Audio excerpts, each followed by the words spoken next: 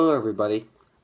As we finally approach our new year, 2023, let's go ahead and take a look back at 2022. And instead of doing what I was going to do and rank every single movie I saw in 2022, not only am I not doing that, I'm only going to be talking about two movies in 2022. My all-time least favorite film from that year, and my all-time favorite from 2022. I know you wanted a whole ranking, but I can't do that, so instead I'm just going to be talking about my all-time favorite and my all-time least favorite movie I saw in 2022. Well, technically not in 2022, I mean like my favorite and least favorite of that year, movies that came out that year, which essentially is me seeing them that year. And remember, it's just me, just talking about what my favorite and my least favorite is. Don't be upset if my opinion sucks. But anyway, yeah, we're just going to go for that. Not going to do any actual full rankings.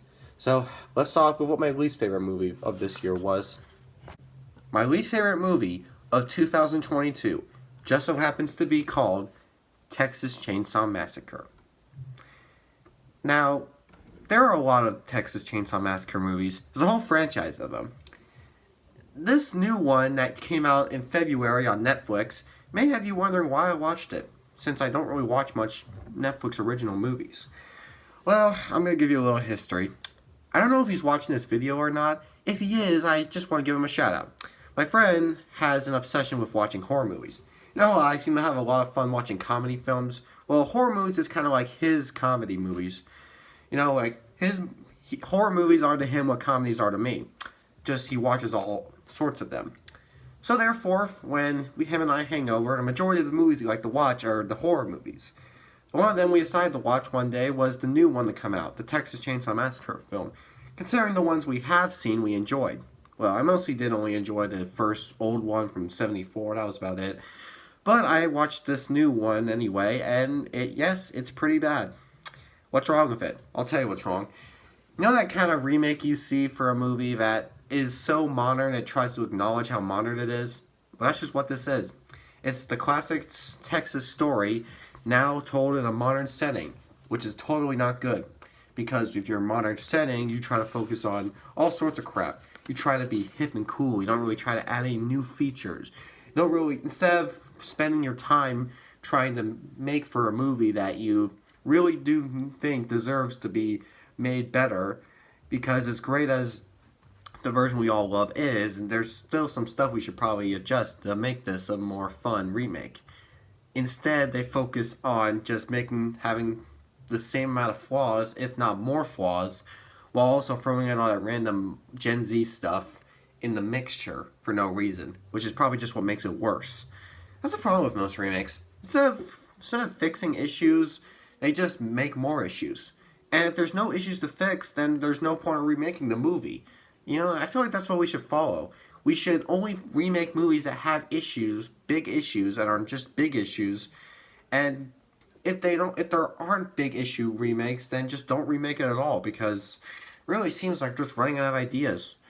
Thankfully, it was only released on Netflix, so not a lot of people have grown to watch it. I just don't know why I watched it, so granted, I'm just going to say this right now. This is going to be a different kind of video. With Texas Chainsaw Massacre just being a very mediocre horror movie, just watch the original from '74. In fact, don't watch any of the sequels. Okay? I feel like it's just most horror movies. Most horror movies just don't work well as a franchise. They only work great with just the one movie. Same with Halloween. Halloween has had their conclusion this year. But that movie wasn't necessarily as great either, so both Halloween Ends and Texas Chainsaw Massacre just prove how you really do not need a sequel to a horror movie. Just keep a horror movie standalone. And unless you have some new awesome stuff you want to include that can easily be explained from the first installment, leave the horrors alone. Because every horror sequel I've seen essentially just hasn't worked. And okay, not every, I mean some maybe, just not a lot of them. So yeah, Texas Chainsaw Massacre is an example of a remake for something that doesn't need to be remade. Now, let me go ahead and say this one thing. Honorable mention time. That's right, I'm going to be talking about one honorable mention of a horror movie I would like to acknowledge. Not a horror movie, I said horror, because I'm losing it tonight. But instead, let's go ahead and talk about one extra bad movie I saw this year, just for a quick short summary. Morbius. That's probably my second least favorite movie of 2022. Just want to give it out as an honorable mention. Morbius is bad because of how mediocrely dumb it is. We all, of course, love to make fun of it. See all the memes that say stuff like, it's Morbin time, or this is one of the movies of the year, haven't made a more $1 billion, or all that crap. I don't know, it makes no sense, but it's still funny because of how bad Morbius is.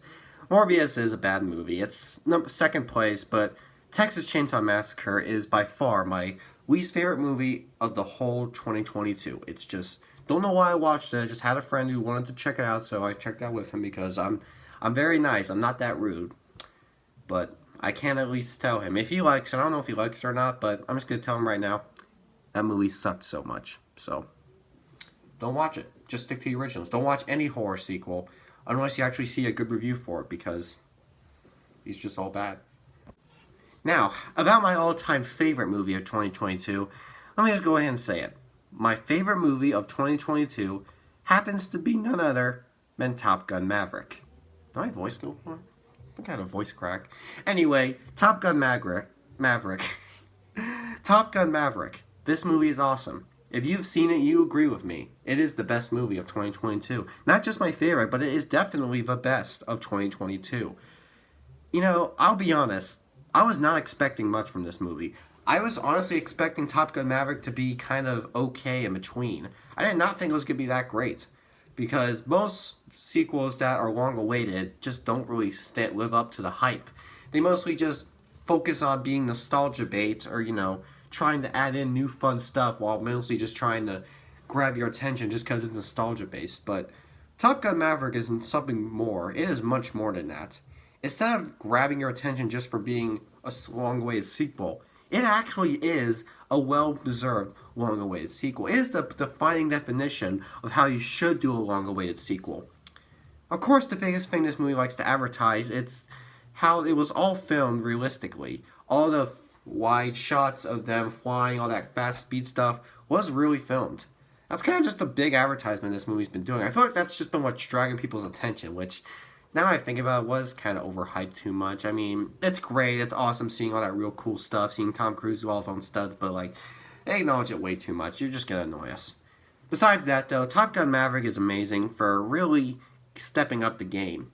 Instead of the first movie, which I did enjoy, the first movie mostly just focused on Tom Cruise's character Maverick being a fun-loving, dangerous guy who loves danger and breaks the rules. He's kind of just like that classic teen guy he liked to play a lot in the 80s. You know, like Risky Business or all that in between. It was a good movie still. But Top Gun Maverick pushes that entirely. He keeps up the name, but he actually has some adventure to go through. This movie tackles much more of what we have been seeing less of from the original. The love story is a new one they focus on, which is up the ante. They up the ante on all the action moments that were kind of lessened in the first one. And they definitely do up in the ante of the emotion. Because I feel like the first movie, when it did have good emotion, kind of just didn't, it went on in a bad way. I feel like they could have exploited their emotion better. With this movie, you got the emotion amazingly. You see, what makes Top Gun Maverick such an amazing long-awaited sequel is that it kicks up right where we need to be left off. It, instead of being right where the first movie ended, nor being way far back, it's just somewhere in between. It takes place, like, I don't know, 5 or 6 years after Top Gun. It doesn't take place, like, 30 years after it, or tries to be cool where it just takes place right after it. No, it actually does a time jump. Not too far, not too short.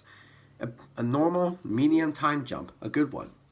And it definitely does blend in a lot of good stuff. Got that blended in romance, that blended in action, that blended in humor once in a while, and the blended in drama. All blended in together well. So, really, all long-awaited sequels need to focus on that now, because we have some more to come. Like Indiana Jones 5. I really hope it's good, because that movie also needs to try and prove how good long-awaited sequels should be. I don't know how it's going to end up. Hopefully I like it. Whatever reason, Top Gun Maverick proves it great. Now, I will say this. As great as the movie is, there's a reason I can't call it one of my all-time favorite movies ever. Yeah, I know, it's my favorite of the whole 2022, but I will say there is one thing that makes it not necessarily one of my all-time favorites out there. Well, I have been talking about how well the romance is thrown in here. I think it is still kind of exploited. I don't really think they give us an explanation on how the romance starts because they don't really kick off how the romance went in the first movie. It's a completely new person that Tom Cruise is in love with. I forgot her character's name, but she's played by Jennifer Connelly, which I will admit does work as an interesting interest, but it still is kind of forced into the plot. So I feel like they could have done better with that. I just kind of feel like it threw in too much. Regardless of that, though, Top Gun Maverick is still an awesome movie. If you haven't seen it, check it out. But honestly, you probably should still watch the first movie, which will definitely make Top Gun Maverick a better experience. If you've seen Maverick but not the first one, you'll think it's a decently great experience. But knowing someone who's watched the first Top Gun movie and liked it, I think this movie really stepped it up. It is perfect at being the right long-awaited sequel. It is one of the few times nowadays where you can actually see a sequel and love it more than the original. It's rare nowadays, but you got it. So, ladies and gentlemen, the best movie of 2022, Top Gun Maverick. I was about to close, but I do want to give an honorable mention. I was giving an honorable mention of what my least favorite movie of 2022 is, so I'll just go ahead and talk about this one honorable mention of my favorite movie of 2022. It's a close second. The Batman. The Batman would be my second favorite movie of 2022 for a good reason. Reason being, the Batman is the Batman. It's Batman Returns. Now, it really does step it up, though. I can't say it's my favorite Batman I've ever seen, but compared to how Batman's been portrayed for the past 10 years, like in the DC Extended Universe, that Batman I feel like just didn't have enough. So, it's great to see this new Batman take a new step. Be more thrilling, more intense, more dark, just a mix of all, giving us to the classic dark Batman we remember from the Dark Knight trilogy. And even though I still love The Dark Knight as my all-time favorite Batman movie, I think the Batman makes a close second as the best of all Batmans. Batman is awesome, and the Batman just proves it, so I think the Batman makes a close second as my second all-time favorite movie of 2022.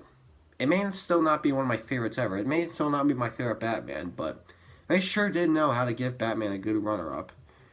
Anyway, yeah, there you go. Top Gun Maverick, my all-time favorite movie of 2022. Obviously.